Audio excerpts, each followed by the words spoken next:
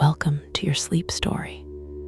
I'm so glad you're here tonight. Whatever this day was, however long it felt, however much it held, it is behind you now. Completely behind you. You made it through. And that is everything. So let's begin. Before I take you anywhere tonight, I want to count you down from 10 to 1. And as I count, I want you to allow yourself to sink just a little deeper into wherever you are right now. Feel the weight of your body. Feel what is beneath you, holding you. And with each number, just let go a little more. 10. Allow your eyes to close. Gently, completely. There is nothing you need to see right now. 9. Feel your shoulders and let them drop as far as they want to go. 8. A slow breath in through the nose. 7. And all the way out. 6. Your hands. Feel them opening. Whatever you've been holding today, you can put it down now. 5. Your jaw is soft. Your face is soft. 4. Your legs are heavy, warm. 3. You're drifting, not asleep yet, but moving that way. 2. The day is behind you, completely and entirely behind you. 1. And now, tonight's sleep story, the relaxation. Before we go anywhere, I want to stay here with you for a moment. Just here, just now, because this moment, this exact moment right now, where you are lying in the quiet, deserves a little attention, a little kindness. Take a breath in for me, from the very bottom of the belly. Good, and let it go. And as you breathe out, I want you to imagine that everything you were carrying today, every worry, every unfinished thought, every heavy thing is just leaving with that breath, just drifting away. You don't have to solve anything tonight. You don't have to figure anything out. You don't have to be anything other than exactly what you are right now. A person who deserves rest. A person who deserves sleep. Because you do. You really do. Whatever happened today, whatever was hard, whatever felt heavy, you made it through. You are here. And that is enough. That is more than enough. You are safe. And you are here. Bring your awareness gently to your feet now. Just notice them and allow them to soften. The toes uncurling, the arches releasing. All the small held tension of the day simply letting go. Let that softness travel upward, through the calves, through the knees, the thighs. All of it warm, all of it heavy, all of it resting now. Your lower back, your hips. Allow yourself to feel the surface beneath you taking your weight completely, fully. You don't have to hold yourself up anymore. The mountain has you. The earth has you. The belly soft. The chest soft. The heart beating steadily as it always has. As it always will. Your shoulders dropping. Your arms heavy and warm. Your hands open and still. The neck long and loose. And your face, let the jaw go. Let the forehead smooth. Let the eyes be completely still behind their lids. There you are, from the top of your head to the tips of your toes, completely soft, completely warm, completely at rest. You You've done beautifully. Now, let me take you somewhere the clocks tick in a cold workshop, and the stars are enormous above the valley, and the old clockmaker has been watching both, the clocks and the stars, for longer than most people have been paying attention to either. Come with me. The Alpine village. Imagine a village in the Alps, not a ski resort, not the shiny new chalet kind of Alpine village with its cable cars and its après-ski and its deliberate picturesque quality. The other kind, the village that has simply been here long before skiing, long before tourism, a village that exists because the valley exists, and people needed to live in it, to farm the lower slopes, to tend the summer pastures above, to make what they needed and trade for the rest. Small, perhaps 400 people, the kind of village where the church has been standing since the 14th century, and the fountain in the square has been running longer than anyone can verify. The mountains, always the mountains, on every side. The valley is narrow, the mountains closing it in on north and south. The sky above a long corridor of blue in summer and gray in winter. The mountains at this latitude, at this altitude, in October, already carrying snow on their upper slopes. The first snow of the season, fallen last week, still on the peaks. The village below, unchanged in its essentials. Stone and wood, and the church steeple and the fountain. And at the far end of the main street, a workshop, its sign too small to read from here, but you know what it says. The sign, Clockmaker, Clockmaker, the sign above the workshop door, painted on wood, a clock face on the sign, the hands showing no particular time, or perhaps all times at once. The hands positioned at something between 12 and 1, the most balanced position, the position that suggests the clock is working rather than stopped. The workshop window, lit, the amber light of the workshop, visible through the window at this hour. The clocks in the window displayed as they have always been displayed, the window as clock gallery. A cuckoo clock, a mantle clock in a dark wood case, a bracket clock with a brass face, a pocket watch on a small stand. The variety of them, each one different, each one a different era, a different tradition, a different country of origin, all of them ticking, or most of them, the sound of them audible even through the glass. Not one sound, many sounds, many ticking sounds, not quite synchronized, each clock at its own pace.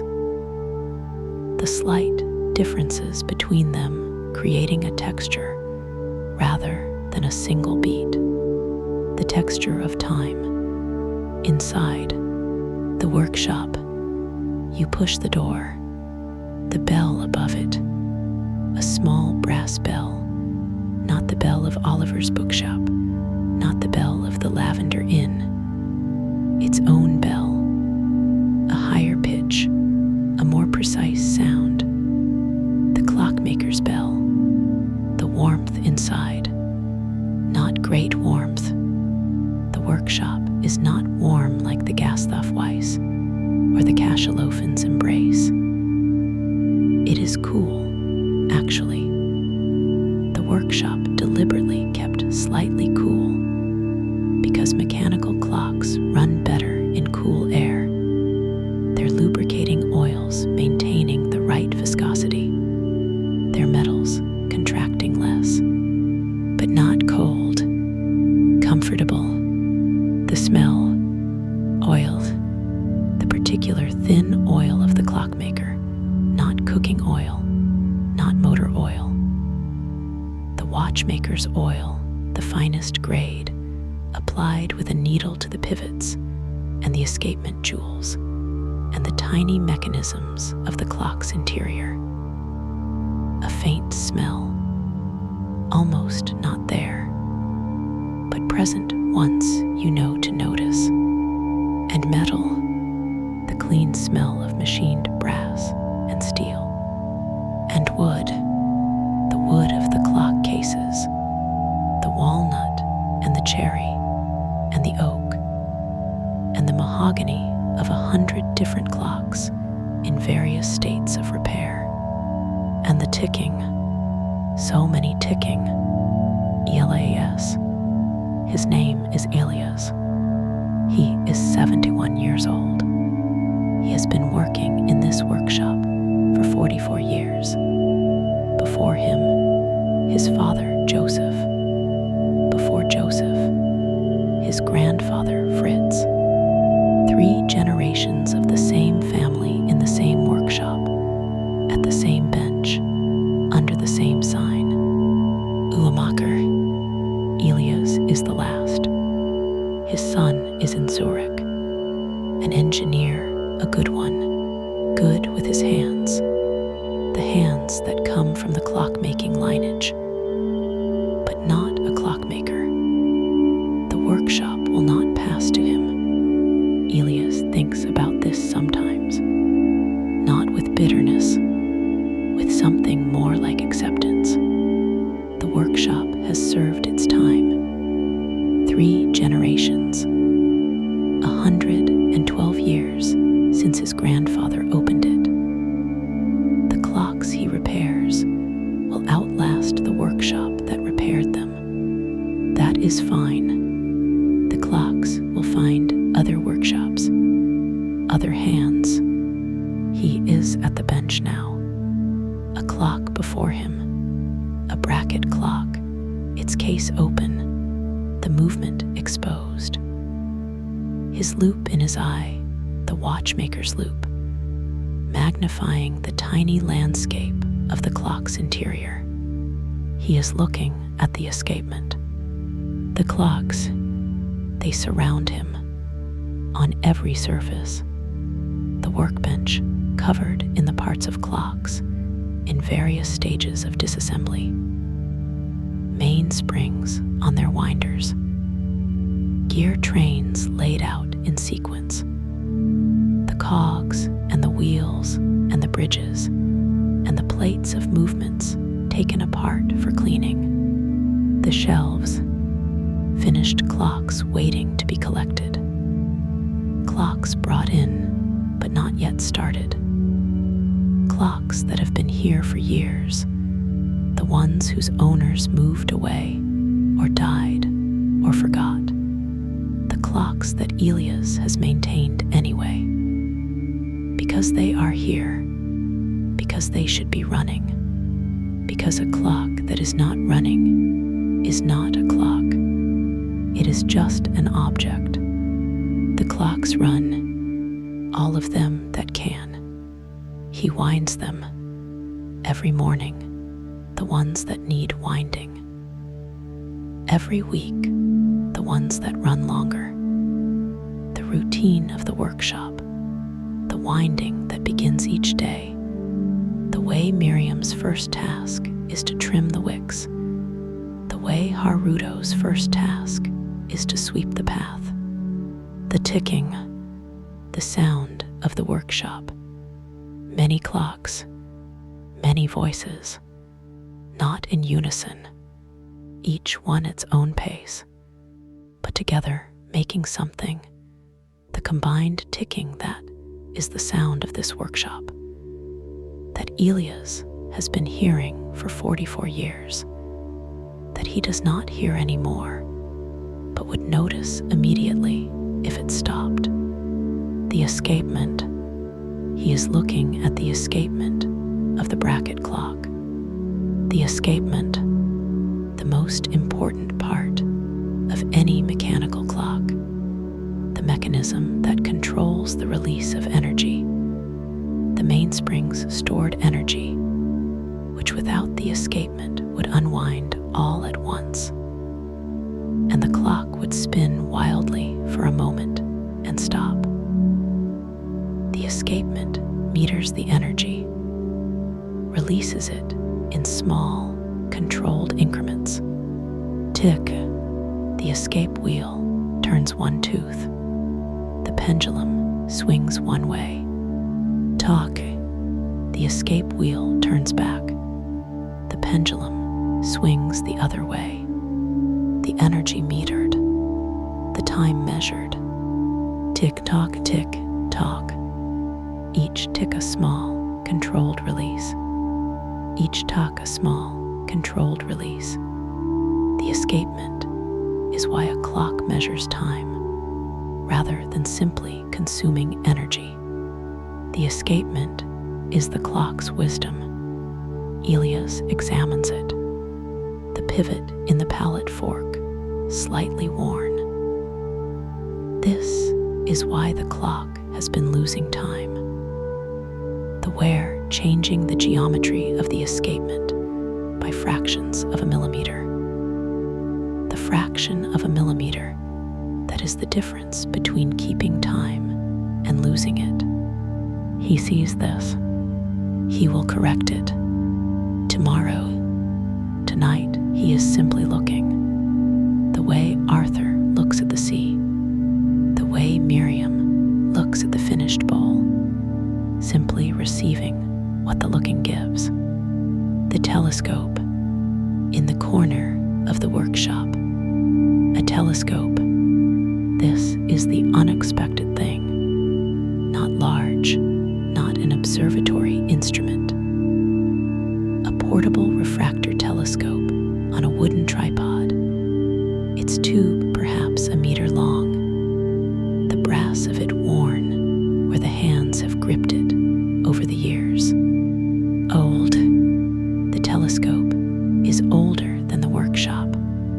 It belonged to Elias' grandfather Fritz, who was given it by a patient from the village, who could not pay in money and paid in what he had, which was this telescope.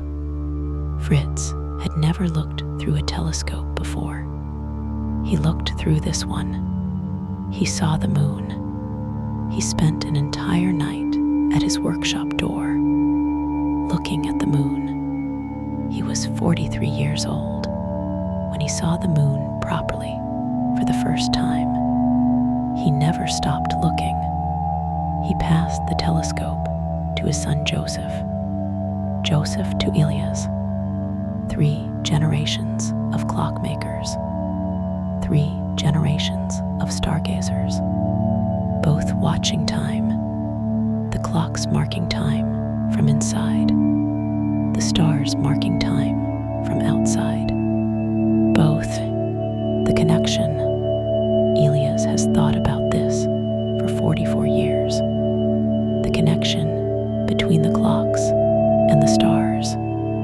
It is not accidental. The first astronomical clocks, the clocks that tracked the movement of the sun and the moon and the planets, were made by people who understood both clockwork and astronomy.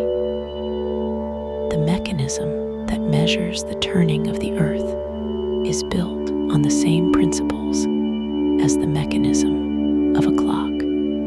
The escapement, the counted release, tick by tick, the earth turning tick by tick, not literally, but in the same spirit. The same metered, controlled, reliable movement that the clockmaker's escapement embodies.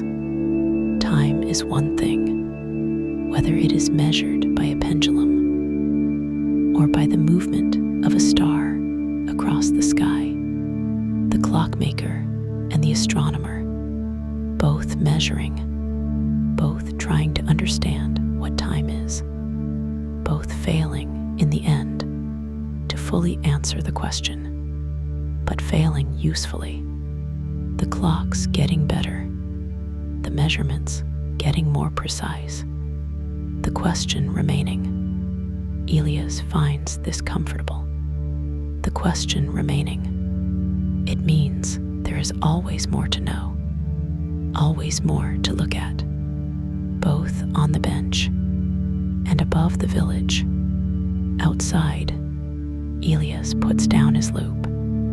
He stretches, the stretch of a person who has been bent over fine work, and feels the back's opinion on the matter. He goes to the corner. He takes the telescope. He opens the workshop door. The cold, the October cold of an Alpine valley at night comes in immediately. Sharp, clean, the smell of the snow on the peaks, very faint. The cold air carrying the mineral smell of altitude. The village square, empty, the fountain still running. In October, before the first hard frost, the fountain still runs. In another few weeks, it will be turned off for the winter. Elias carries the telescope to the square. He sets up the tripod. He orients by habit. He has done this so many times, he no longer needs to think about where to point. He looks, the stars, the Alpine sky in October.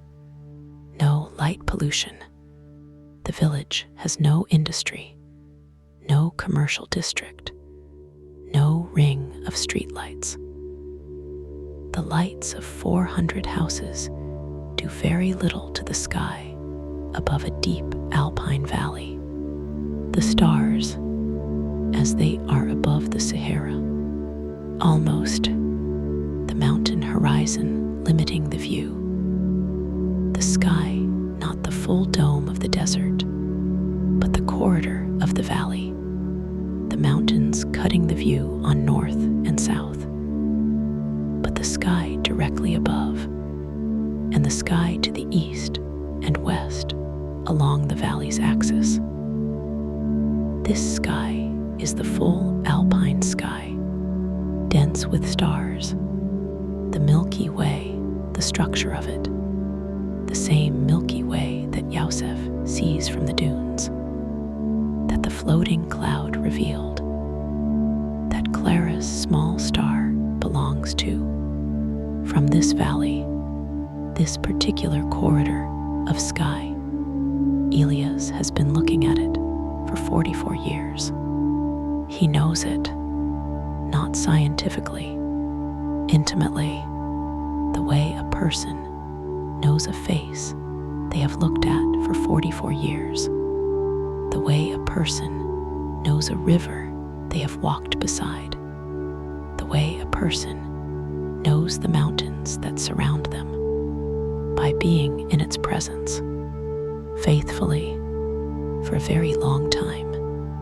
What he sees, he is looking at Jupiter tonight.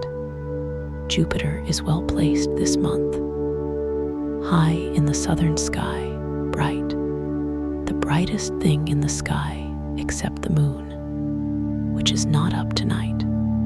He finds it, the planet, in the eyepiece, Jupiter, a disk, not a point of light like the stars, a visible disk, even at this magnification. And the moons, the 4 bright moons of Jupiter, the Galilean moons, the ones Galileo first saw in 1610 with a telescope not much better than this one. 4 points of light beside the disk, inaligned, changed from last night, the moons moving in their orbits around Jupiter, their positions shifting nightly,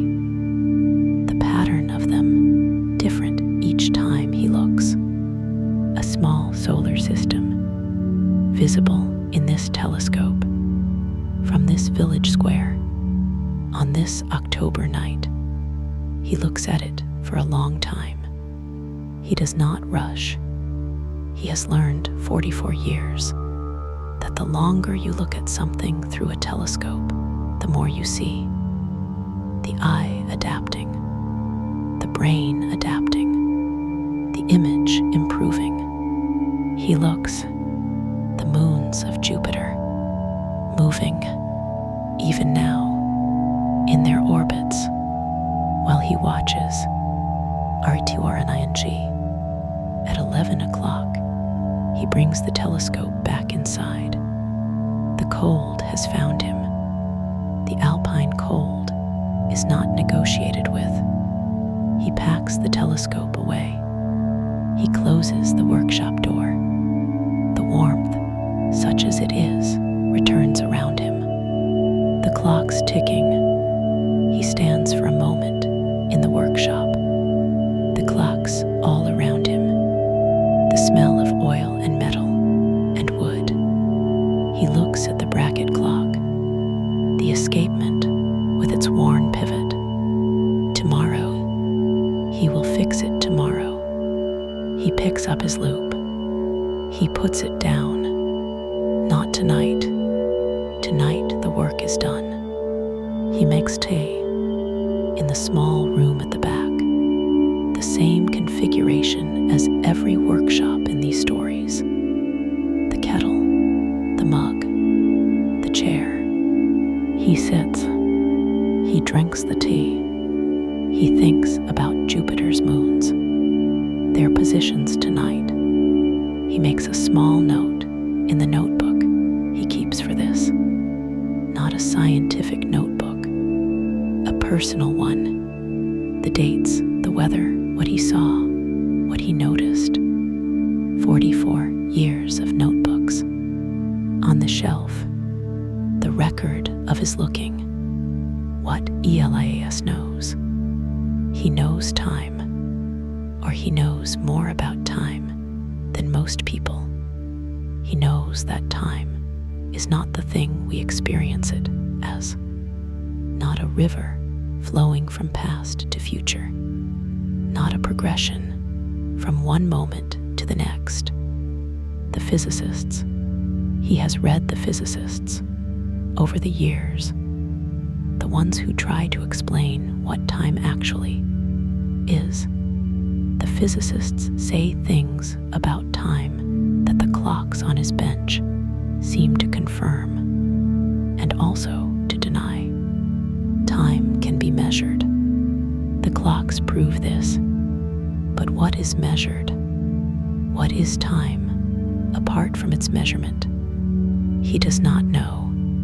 He has been thinking about it for 44 years. He has not found the answer.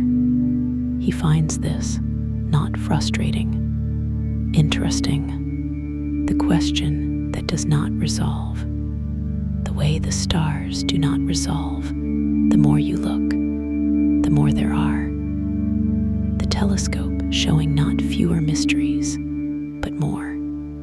The clocks and the stars, both measuring time, both pointing at something beyond what they can say. He thinks about this. He always thinks about this. He drinks his tea. The clocks tick. The village clock. Above the workshop. The village church clock. Not Elia's responsibility. The church clock is maintained by a firm in Zurich now. A service contract, the modern way. But Elias keeps an eye on it. He cannot help himself. He checks it against his best clock every morning. It is usually accurate to within 30 seconds. This is acceptable. He would get it to within 5, but it is not his clock to adjust. He accepts this. The village clock running at its own pace, slightly slower than true, but there, marking the hours as it has marked them since 1891, when it was installed, when his grandfather Fritz was already working at the bench. Fritz heard the village clock installed. He watched the clockmaker from the city set it going. He thought he could have done it better. He probably could have. The knowledge passed. Elias to Fritz to Joseph. Joseph to Elias. The village clock not in their hands, but watched over, always watched over, growing still. The tea is finished. The clocks are ticking. The workshop is around him. The stars are above the village. Jupiter's moons are moving in their orbits. The escapement of the bracket clock is waiting for tomorrow. Elias is in his chair. If thoughts are arriving, and they probably are, because that is what minds do, even after 44 years of learning to be still, they are not staying long. They come, you notice them. They go, like the tick of the escapement. One release, and then another, and then another. Each one its own moment. None of them held. Just the next one, and the next. You don't need to hold any of them. Just the clocks, just the ticking, just the mountain above, and the stars above the mountain, and Jupiter somewhere up there, with its 4 moons moving right now, while you rest. Peace lives in this workshop, in the clocks and the telescope, and the 44 years of looking at both. Tonight it is yours. Good night. You are doing so beautifully. The day is done. You came to the workshop tonight. You heard the bell. You found Elias at the bench with his loop. You listened to the many ticking clocks. You stood in the square while he looked at Jupiter and its moons. You came back inside to the tea and the chair and the clocks ticking. The workshop received you as places of long, faithful, patient work always receive people who come with open hands, with the oil smell and the many tickings and the telescope in the corner, and the 44 years of looking at both the clocks and the stars. Carry it with you on the days when time feels wrong, the days when the hours are too fast or too slow, or the wrong shape entirely. Remember Elias. Remember the escapement, the metered release. One tick at a time, each moment complete, each moment released, not held, the next one coming, always the next one coming. You know the way here now, but tonight you are already here. The clocks are ticking, the stars are above, the mountains are around the village. Sleep now, deeply, completely. You deserve every clock ticked, star watched, mountain held, Alpine cold, workshop warm moment of this rest. Every single one. Good night. Sleep well. The workshop through the night. The clocks at night. The clocks run through the night.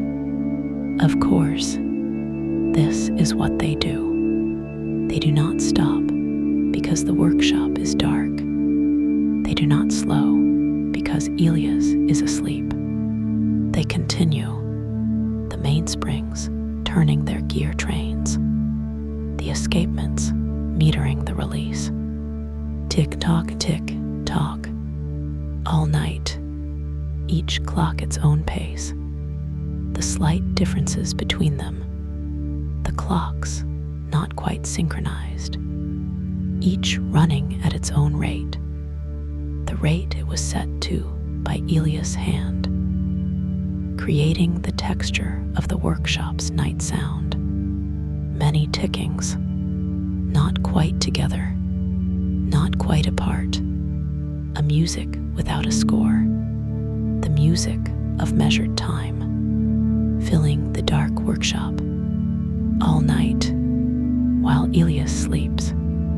What the stars are doing, the stars above the village, moving, always moving, the earth rotating beneath them, the stars fixed, the earth turning, the sky appearing to rotate from the perspective of the valley, Jupiter moving, slowly, its position in the sky shifting night by night as it and the earth move in their orbits around the sun. Jupiter's moons moving faster, their orbits measured in days.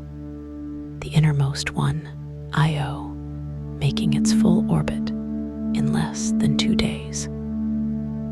Elias has watched it complete an orbit over 3 nights. The mathematics of it, known, calculated, the positions of Jupiter's, moon's predictable centuries in advance.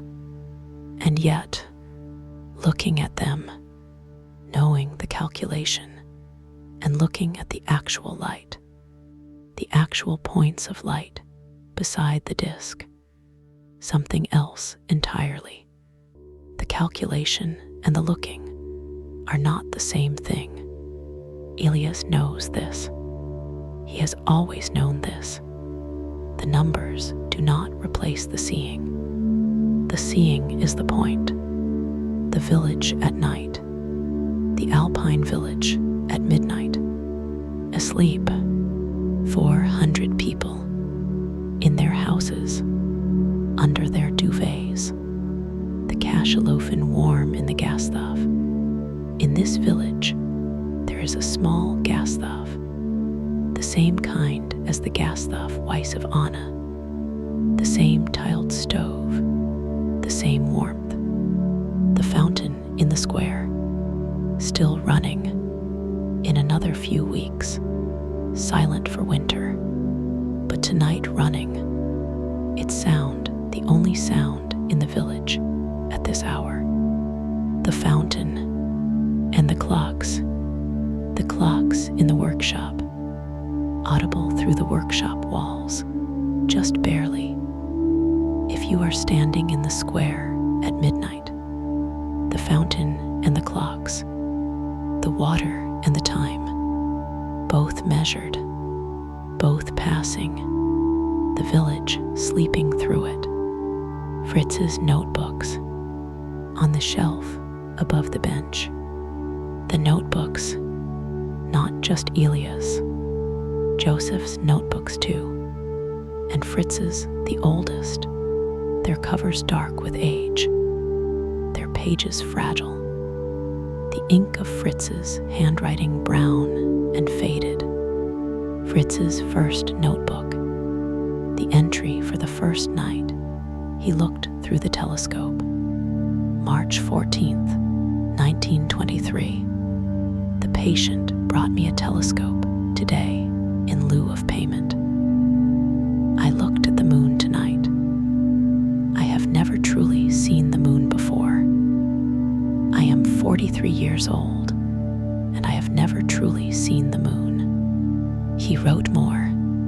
The surface of it, the craters and the maria, the dark seas that are not seas, the terminator line, the boundary between the lit and the unlit halves, where the shadows are longest and the features most dramatic. Fritz describing the moon in his careful Clockmaker's handwriting. In 1923, Elias has read this entry many times. He was 43 when he first read it. The same age Fritz was when he first looked. He stood in the workshop and read his grandfather's words. He felt something. He cannot say exactly what, but something, the continuity of it, the telescope, the looking, the same moon, the bracket clock on the bench. Through the night, it continues running, with its worn escapement pivot, still losing time, a few seconds per day. Not catastrophic, but wrong. Elias will fix it tomorrow. He will remove the escapement. He will take the worn pallet fork to the lathe. He will make a new pivot, smaller than the diameter of a hair. He will fit it. He will reassemble the escapement. He will test the clock. He will adjust. He will test again until it keeps time correctly. This is the work, the small correction, the tiny pivot, the fraction of a millimeter, the difference between losing time and keeping it. He does this work every day, has done it for 44 years. The clocks that pass through his hands, keeping their time because of the care he gave them. The tiny corrections, the patient work, going out into the world, into houses and churches and offices, and the walls of rooms where people live their lives, keeping time because of Elias, because of Joseph, because of Fritz. The morning, Elias is up at 6. He dresses in the cold. He goes downstairs. He makes coffee. He sits at the bench. He winds the clocks that need winding this morning. He knows which ones. He always knows. The sound tells him the clocks running slower toward the end of their power reserve have a slightly different quality to their ticking. A slight decrease in amplitude. He hears it. He winds them. They spring back to full voice. He picks up the bracket clock. He takes it to the bench. He opens the case. He takes the loop. He looks at the escapement, the worn pivot. Today, he thinks, today we fix this.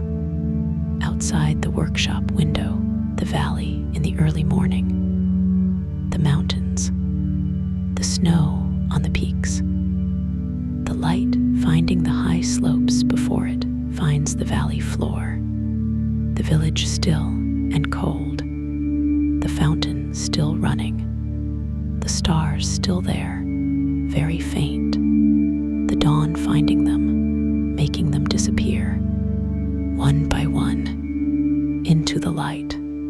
But he knows they are still there. He does not need to see them to know they are there. They are always there, above the valley, above the workshop, above the ticking clocks. Always, the clocks are ticking, all of them, many tickings, not quite together, not quite apart. The telescope is in the corner. Jupiter's moons are moving. The village is asleep. The fountain is running. Elias is asleep. Fritz's notebook is on the shelf. The bracket clock is waiting. The escapement and its worn pivot. Tomorrow, the mountains are above. The snow is on the peaks. The stars are above the snow. And you are sleeping, deeply, completely, peacefully, in the Alpine village, among the ticking clocks, under the mountain sky. Each tick a small release. Each tuck a small release. The time metered, patient, faithful, one moment at a time. This This is exactly where you should be. This is exactly what you deserve. Every clock ticked, star watched, mountain held, Alpine cold, workshop warm moment. Every single one. You are safe. You are held. You are at peace. Good night, dear friend. Sleep well. Sleep deeply. Good night, and